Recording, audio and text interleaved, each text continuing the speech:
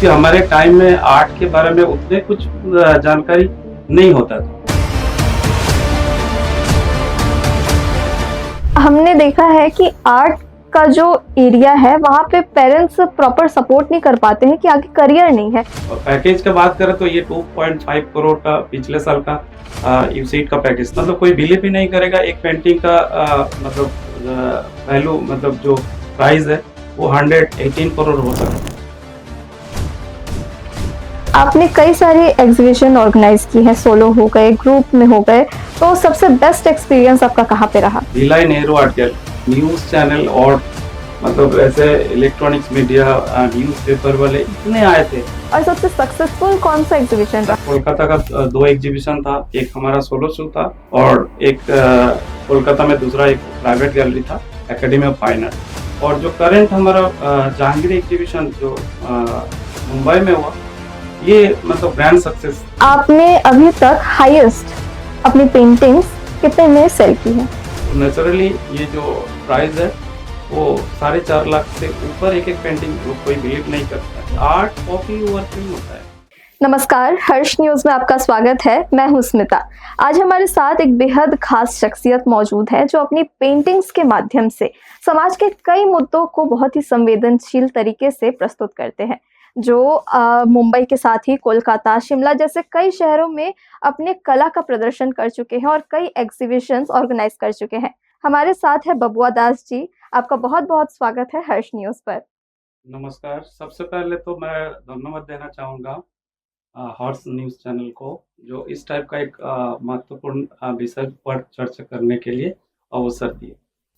Sir, सबसे पहले हम जानना चाहेंगे कि आपके करियर की शुरुआत कैसे हुई? कि आपके बचपन से ही इंटरेस्ट था कि आप ऐसी पेंटिंग्स वगैरह के एरिया में जाएंगे, इस फील्ड में अपना करियर जो है वो डेवलप करेंगे? ये एक इंटरेस्टिंग क्वेश्चन है। एक्चुअली स्टार्टिंग तो मैं बहुत बचपन से ही किया था और बेसिकली मैं कोलकाता से बिलोंग करता हूँ, वेस्ट बंगाल।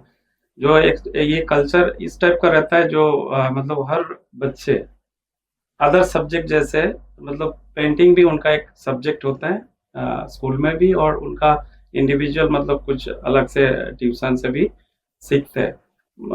मैं मतलब सीनियर तो ऐसे देखते थे, जो हमारे सीनियर थे, तो उस हिसाब से धीरे धीरे मेरे को भी लगा अच्छा इसमें कुछ किया जा सकता है, इंटरेस्ट तो था। और वही मतलब आगे धीरे धीरे बढ़ता गया। और हमारे जो टीचर थे, तो एक टाइम मतलब ऐसा लगा मेरे को, जब हम क्लास 10th में थे, मेरे को याद है मतलब काफ़ी हम ज़्यादातर कॉपी वर्क ही करते थे। मतलब देखने में बहुत अच्छा लगता था, मतलब क्योंकि जो चीज़ है वो हम मतलब बना दे रहे हैं। तो ऐसे बनाते बनाते फिर मेरे को लगा ये तो है, बट आगे कुछ, इसके आगे भी कुछ है क्या? क्योंकि हमारे टाइम में आर्ट के बारे में उतने कुछ जानकारी नहीं होता था और बहुत कम ही लोग थे जो आर्ट के बारे में जानते थे या आगे क्या है, क्योंकि ऐसे तो गाइड मिलता था। फिर मैं जब टीचर से क्वेश्चन किए ये 10th के आगे या 12th के आगे आर्ट के ऊपर कुछ है क्या, तो हमारे टीचर ने फर्स्ट तो ये बोले तुम्हें अगर डिग्री करना है तो आर्ट के ऊपर कर सकते हो। तो फिर धीरे धीरे हमारे 12 कंप्लीट हुए और उसके बाद फिर सर ने एक दिन हमें शांति निकेतन, जो विश्व भारती यूनिवर्सिटी है रविंद्रनाथ टैगोर का, जी। तो वहीं पे लेके आए और मैं देखा, और देखने के बाद फिर मेरे को लगा ये दुनिया ही अलग है। क्योंकि सारे स्टूडेंट जो है ना, मतलब जो हम चाहते थे एक्चुअली आर्ट के ऊपर ही कुछ करना चाहिए। जी। तो आने के बाद फिर मेरा इंटरेस्ट और बढ़ गया और धीरे धीरे हम शांति निकेतन शिफ्ट हुए, मतलब 12 के बाद। और खूब सारे मतलब आर्टिस्ट मिले, खूब सारे हमारे सीनियर मिले, जिससे हमारा जो बेसिक जो भी कमी था आर्ट का, पेंटिंग का, तो सारे हम वहीं पे डेवलप किए। तो हमने देखा है कि आर्ट का जो एरिया है वहाँ पे पेरेंट्स प्रॉपर सपोर्ट नहीं कर पाते हैं कि आगे करियर नहीं है। ये उनके मन में कहीं ना कहीं दुविधा रहती है। इसके बारे में आप क्या कहना चाहेंगे? करियर का अगर बात करें तो मतलब मैं आज का डेट का बात बता रहा हूँ। करियर देखिए, मेरे हिसाब से अगर कोई बेस्ट करियर अपॉर्चुनिटी है, मतलब ये हम पेरेंट्स को भी बताएंगे, जो अभी स्टूडेंट है, मतलब जिसका करियर पेंटिंग में या डिज़ाइन में बनाना चाहते हैं, तो स्टूडेंट को भी ये पता है, कुछ स्टूडेंट इंटरेस्ट भी रहते हैं बट पेरेंट्स सपोर्ट नहीं करते हैं। बट एक्चुअली आज की डेट अगर देखा जाए तो एज ए करियर डिज़ाइन या फाइन आर्ट्स सबसे बेस्ट करियर है। इवन जो जनरेशन है वो पैकेज के ऊपर बिलीव करते हैं। जैसे आईआईटी डिज़ाइन किया जा सकता है जो यूसीट एग्ज़ाम के थ्रू होते हैं। इवन मतलब ये गर्व की बात है, रायगढ़ में ऐसे स्टूडेंट मैं भेजा हूँ अभी, सेकेंड ईयर आईआईटी दिल्ली में है। हाँ, even NIT pass out student जो अभी जॉब में है, बहुत अच्छा पैकेज है। और पैकेज का बात करें तो ये 2.5 करोड़ का पिछले साल का यूसीट का पैकेज था, मतलब आईआईटी मुंबई का। ये डिज़ाइन है, डिज़ाइन फील्ड है। डिज़ाइन छोड़कर भी मतलब fine arts as a artist कोई अगर फ्रीलांस करना चाहते हैं, ये तो थोड़ा स्ट्रगल होता है, बट मतलब कोई बिलीव ही नहीं करेगा एक पेंटिंग का मतलब वैल्यू, मतलब जो प्राइस है वो 118 करोड़ हो सकता है। जो पिछले साल एमएफ हुसैन का पेंटिंग था, जी। वो जिसका टाइटल था ग्राम यात्रा, आप लोग देख सकते हैं, ये गूगल में भी ये अवेलेबल है। और ये क्रिस्टी ऑक्शन में मतलब उसमें हुआ था, पिछले साल मार्च में हुआ था। तो कैरियर अगर कोई सोचे, कोई पेरेंट्स भी सोचे हमारे बच्चे का इंटरेस्ट है, तो नो डाउट इसमें जाने से बल्कि उनका अदर फील्ड से बेटर होगा। ये हाँ, मैं गर्व के साथ जी। कहना चाहता हूँ। बस। जैसा कि आपने आपकी बातों से पता चल रहा है कि आर्ट के प्रति आपके मन में जो है वो बहुत सारी भावनाएँ हैं, आप उसके लिए कितने डिवोटेड हैं। तो मैं आपसे ये जानना चाहती हूँ कि कला आपके लिए क्या है? आपके जीवन में वो क्या मायने रखती है? एक्चुअली किसी का ये, मैं आर्टिस्ट का ज़्यादातर जो सीनियर आर्टिस्ट जैसे हिस्ट्री में होते हैं ना, हम हिस्ट्री जब पढ़ते थे, Indian art history, world art history, बहुत सारे आर्टिस्ट का लाइफ इसी में बीता। और कुछ आर्टिस्ट ऐसे भी थे जो इनका पेंटिंग के कारण जो है ना वो मतलब खुद मैरिज भी नहीं किए, मतलब उनको लगता था वो पेंटिंग ही उसका सब है। तो अल्टीमेट देखिए, पेंटिंग करते टाइम जो आनंद मिलता है आर्टिस्ट को, जी। वो एक अलग ही होता है। मतलब हम कितने भी कुछ करते हैं, बट जो जिसको पता है मतलब पेंटिंग एक्चुअली जो जो मेंटल सेटिस्फेक्शन जी। और जो मतलब शांति मिलता है, मेरे हिसाब से और कोई दूसरे फील्ड में पता नहीं है कि। तो उस हिसाब से हम डिवोटी होके करते हैं। और जो आर्ट लवर है, मैं तो बोलना चाहूँगा आप लोग भी, मतलब आर्ट लवर और आर्टिस्ट में दोनों में डिफरेंस है, but without art lover artist success नहीं होता है। तो हम मतलब ये कहना चाहता हूँ, तो आर्ट लवर भी कम से कम आर्ट वर्क को देखें, जबकि रायगढ़ में ये पॉसिबिलिटी नहीं है, कोई गैलरीज नहीं है। ये तो एक अच्छा बहुत अपॉर्चुनिटी है जो चैनल के थ्रू मतलब वर्क दिखाया जा रहा है। तो ये भी एक अच्छा है, जो आर्ट लवर है उनके लिए तो बहुत ही मतलब बेनिफिट मिलेगा। बस। बबुआ जी, ये बताइए कि आपने कई सारी एग्ज़िबिशन ऑर्गेनाइज़ की हैं, सोलो हो गए, ग्रुप में हो गए, तो सबसे बेस्ट एक्सपीरियंस आपका कहाँ पे रहा? ये भी इंटरेस्टिंग एक है। एक्चुअली शुरुआत जहाँ से होता है वो तो हम भूल नहीं पाएंगे। और वो हमारा शुरुआत हुआ था, जहाँ तक मेरे को याद है, 2022, sorry 2002 Bhilai Nehru art gallery. ये एक बहुत अच्छा एक्सपीरियंस था, लाइफ का फर्स्ट टाइम हमारा exhibition, group exhibition Nehru art gallery, ये सिविक सेंटर में है। और खूब सारे व्यूअर्स आए थे, खूब सारे आर्ट लवर आए थे। इवन ये ऑर्गेनाइज किया था भिलाई स्टील प्लांट। तो उनका जो पीआरओ थे, नाम शायद महेश चतुर्वेदी ऐसे कुछ नेम थे, इतने खुश हुए। मतलब हम लोग यंग जनरेशन, तब हमारा बैचलर फाइनल ईयर था। तो जिस दिन ओपनिंग हुआ, ओपनिंग के बाद मतलब जिस हिसाब से पेंटिंग डिस्प्ले था, न्यूज़, तब मीडिया एक अलग मैटर था। अभी तो बहुत सारे मतलब सबके हाथ में मोबाइल आ गया, उस टाइम नहीं था। तो न्यूज़ चैनल और मतलब ऐसे इलेक्ट्रॉनिक्स मीडिया, न्यूज़पेपर वाले इतने आए थे, सारे मतलब इंटरव्यू लिए, वर्क के बारे में पूछे। नेक्स्ट डे कम से कम जो पीआरओ, वो कुछ मतलब इस टाइप का एक बंच, मतलब जैसे बुक टाइप का पेपर कटिंग, देखो ये तुम लोगों का ऐसे ऐसे पेपर में पब्लिश हुआ। तो बहुत खुश हुए थे। कुछ बायर्स भी आए थे, कुछ आर्ट लवर, मतलब अलग अलग टाइप का क्वेश्चन, क्योंकि वो फर्स्ट टाइम था, वो हमारे लिए यादगार है। ये काफी स्पेशल रहा होगा। और सबसे सक्सेसफुल कौन सा एग्जीबिशन रहा? सक्सेसफुल जब पास आउट हुए, पास आउट होने के बाद फिर ऐसा लगा ये अब पास आउट तो हो गया, क्योंकि पेरेंट्स हमारे भी सपोर्ट तो जरूर करते थे, बट उनको कहीं ना कहीं लगता था ये इनका मास्टर्स के बाद ऐसा तो नहीं है ये घर में बैठा रहेगा, या आगे क्या करेगा, ये सर्विस क्यों नहीं करना चाहते हैं, जॉब क्यों नहीं करना चाहते। तो उसके बाद जब फ्रीलांस हमारा स्टार्ट हुआ, basically Shanti Niketan long time हम थे, तो टीचर्स भी देखते थे, बहुत सारे एग्जीबिशन भी होता था फेमस आर्टिस्ट लोगों का। तो फिर मन में वही लगता था, मतलब हमें भी तो वही करना है। तो उसके बाद जितने प्रोफेशनली हम एग्जीबिशन किए, मतलब भिलाई स्टील प्लांट का था वो student life, but after complete master degree फिर मतलब कोलकाता में हुआ, फिर दिल्ली, मुंबई, हैदराबाद, ऐसे हर सिटी में होते गए।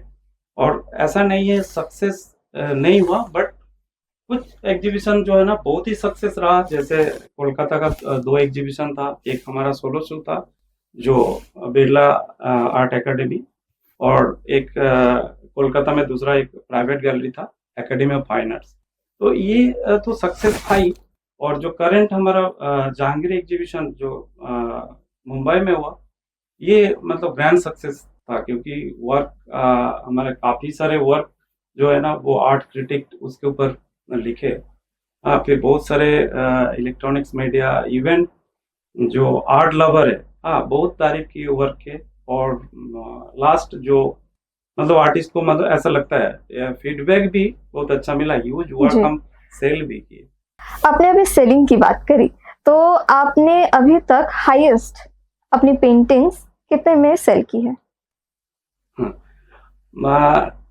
पेंटिंग सेल करना एक्चुअली टारगेट तो नहीं रहता है, जी। मतलब मैं इस टाइप का है, वो पूछते हैं, मतलब जो भी इवन स्टूडेंट भी पूछते हैं, सर ये आपका पेंटिंग जो है ये क्या सेल होता है क्या, मतलब ऐसे बहुत सारी जगह, जैसे गैलरी में भी लगता है ना, बहुत स्टूडेंट आते हैं देखने के लिए, जो करियर जिसका मतलब बनाना चाहते हैं उसमें। तो अल्टीमेट आर्टिस्ट ये खुद ऐसा पेंटिंग नहीं बनाते सिर्फ उनका पर्पस सेल हो, क्योंकि आर्ट सेलिंग के लिए नहीं होता है, बट ये एक मार्केट है जो आर्टिस्ट खुद बनाते हैं डिवोटी होके, और उस वर्क के ऊपर जो है ना स्टॉक मार्केट है, जैसे बायर्स है, गैलरीज है, ये सारे लोग मतलब उस वर्क को देखते हैं और उनको लगता है मतलब हम इस वर्क को स्टॉक कर सकते हैं या इसको सेल किया जा सकता है, मतलब ऑक्शन हाउस ले जाते हैं। तो ऐसे में अगर देखा जाए आर्टिस्ट का कोई पर्टिकुलर रेट फिक्स्ड नहीं होता है। जैसे हम स्टार्ट किए थे, हमारा मेरे को याद है फर्स्ट पेंटिंग हमारा सेल हुआ था ललित कला एकेडमी न्यू दिल्ली। तो ललित कला एकेडमी न्यू दिल्ली ये सेलिंग का टाइम था 2004। ये भी ग्रुप शो था, तो छोटे वर्क था, शायद 14 feet by 14 inch by 20 inch. तो उस टाइम 4000 ऐसी कुछ प्राइस उसमें था। वो तो हमारा स्टार्टिंग था। और अभी करंट जो वर्क है वो मतलब साइज के हिसाब से सेल होता है। जैसे 40,000 पर स्क्वायर फीट ये एक पेंटिंग का कॉस्ट होता है, और जो अभी हमारा पेंटिंग बन रहा है ज़्यादातर 4 फीट बाय 4 फीट। तो नेचुरली ये जो प्राइस है वो 4.5 लाख से ऊपर एक एक पेंटिंग, जो कोई बिलीव नहीं करता है, इसका मैटर नहीं करता। एक्चुअली जो इस फील्ड में है इनको पता है। जी। और हमारे समाज में है, सोसाइटी में इस टाइप का गिने चुने लोग हैं, बहुत ही कम लोग हैं जो आर्ट को समझते हैं, आर्ट वर्क करते हैं। टोटल अगर छत्तीसगढ़ देखा जाए, पूरे छत्तीसगढ़ स्टेट में 3 ही है जो नेशनल आर्टिस्ट है। 3 में से तो 2 भिलाई में है और मैं एक हूँ।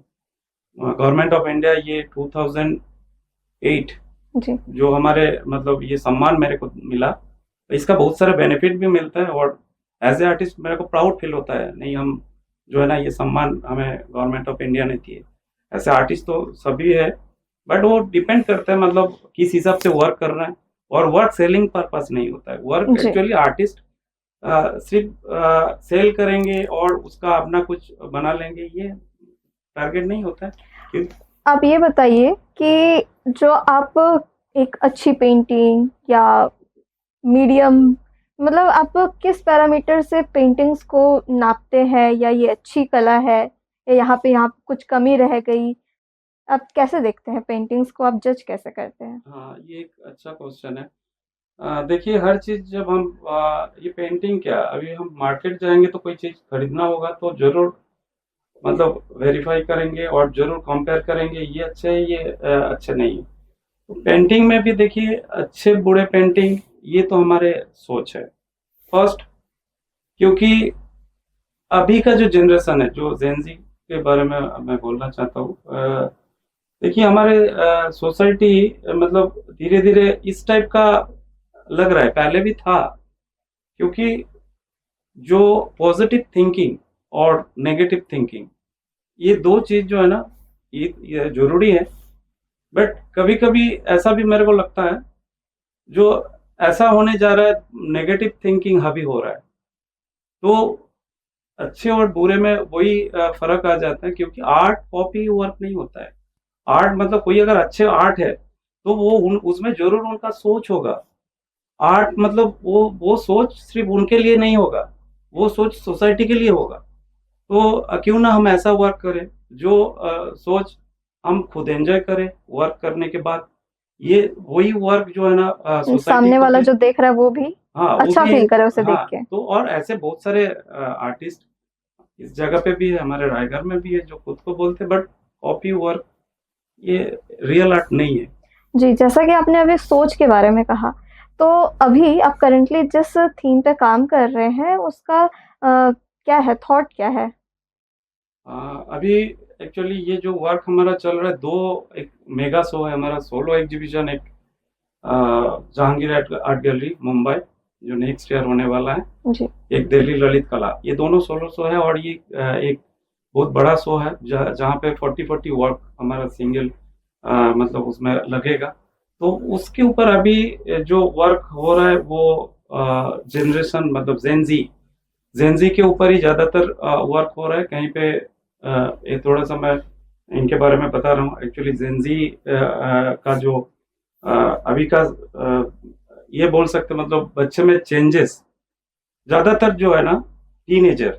जी, हमारे टाइम में हम खेलते थे फिजिकल गेम, फिजिकल एक्सरसाइज वो होता था, एंजॉय करते थे, ग्रुप गेम होता था। अब क्या है, वो धीरे धीरे मतलब कम होते जा रहा है। फ्रेम में चले जा रहा है। जी, उसमें एक वर्क भी हम किए, फ्रेम के अंदर जो है ना, वो सारे बच्चे का है जो डिफरेंट डिफरेंट गेम में बिजी है, कलरफुल गेम, मतलब जी, जो खुद को लगता था फिजिकल एक्सरसाइज भी और मेंटल मतलब जो सेटिस्फेक्शन है वो मिलता था। बट अभी क्या है, अभी अभी मतलब मैं एक उसमें कंपेयर किए, मतलब एक कॉन्ट्रास्ट दिखाने का कोशिश किए। एक बच्चे जो है ना, उसी फ्रेम के बाहर एक मतलब सेल्फी लेते हुए, वो पीछे का गेम, जी, मतलब उनको ऐसा फील हो रहा है, वो गेम तो हम खेल नहीं सकते, क्यों ना हम इसको सेल्फी ले लें। बट वो जो सेल्फी ले रहा है, उसमें एंजॉय नहीं है, जी। हंस तो रहा है, बट उसका फेस को हमने फेडेड कर दिया। तो ये एक एग्जाम्पल कहीं है। न कहीं बच्चों का जो लाइफ़स्टाइल है वो स्क्रीन पे लिमिटेड हो गया है, वो उससे बाहर निकल ही नहीं पा रहे हैं। हाँ, ये तो देखिए कुछ मतलब हम इसको ऐसा नहीं बोल सकते, मतलब ऐसे होना नहीं चाहिए, बट वही नेगेटिव थिंकिंग पॉजिटिव थिंकिंग, जी, मोबाइल और स्क्रीन हमेशा मतलब खराब चीज ही देते हैं, ऐसा नहीं है। जी, बहुत सारे पॉजिटिव थिंकिंग भी उससे मिल सकता है। बट इसका ये टोटली डिपेंड करता है। देखिए, टीनेजर को अगर सिखाने का कुछ होगा, तो मतलब जो बुद्धिजीवी है, जो कल्चरल लोग हैं, जो मीडिया वाले हैं, ये सुधर सकता है। एक एग्जांपल मैं दे रहा हूँ, एज ए मतलब हो सकता है किसी किसी को खराब लगे। देखिए, मैं बेसिकली एक्चुअली ये मैं फील किया, न्यूज़पेपर सुबह फ्रंट पेज खोलते ही दो युवक ने 20 किलो गांजा के साथ पकड़ा गया। ये न्यूज़ है, जी, ये न्यूज़ है। ऑपोजिट क्या ये न्यूज़ नहीं हो सकता है? किसी का बागीचा में काफी बड़ा फूल खिले, गुलाब का, और वो जो है, वो खुशबू जो है काफी दूर तक फैल रहा है, ये भी तो न्यूज़ है। तो दोनों न्यूज़ में डिफरेंस कहाँ हो रहा है? क्योंकि एक जगह पे अगर हम देखें, जो जो गांजा के साथ पकड़े गए 20 किलो, नेचुरली नेगेटिव थिंकिंग है, जी। हम इसको क्यों हावी करें? तो बच्चे में भी वही है, कंटेंट हम क्यों ऐसा नहीं प्रोवाइड कर सकते जो बच्चे के फायदे के लिए हो? जनरेशन का फायदे के लिए हो, तो ये हमारा मतलब फर्ज बनता है।